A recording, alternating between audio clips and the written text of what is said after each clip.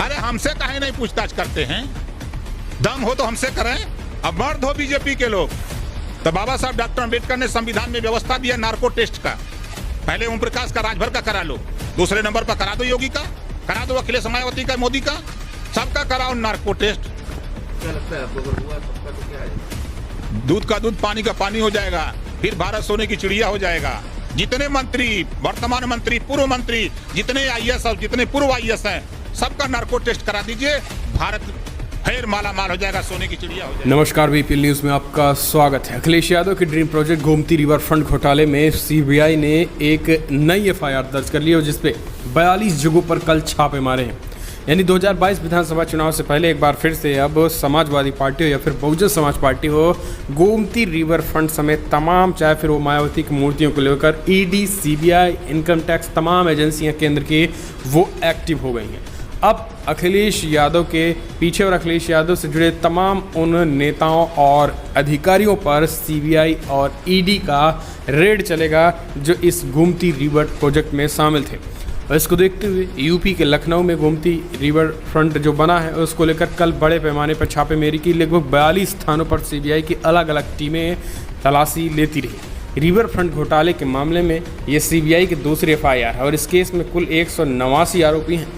UP में लखनऊ के अलावा नोएडा, गाजियाबाद, बुलंदशहर, रायबरेली, सीतापुर, इटावा, आगरा में भी सीबीआई ने छापेमारी की है। सूत्रों के मुताबिक गोमती रिवर फ्रंट प्रोजेक्ट से जुड़े चीफ इंजीनियर और 6 सुपरिंटेंडेंट इंजीनियरों के ठिकाने पर छापेमारी की गई है।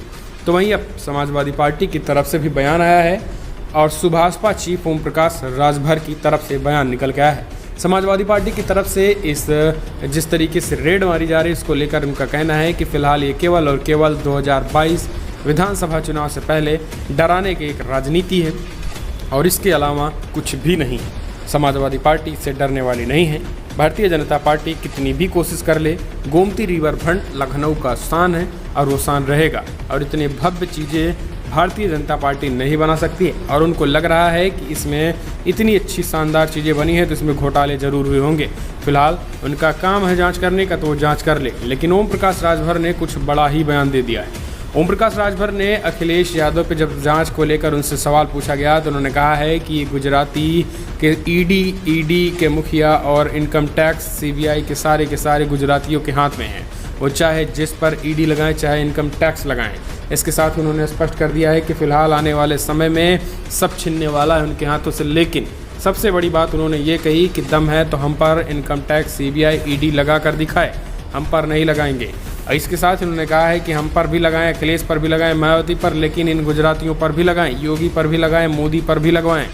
तब जाकर सब दूध का दूध और पानी का पानी हो जाएगा और पता चल जाएगा कि कौन कितना लूट कर रखा है।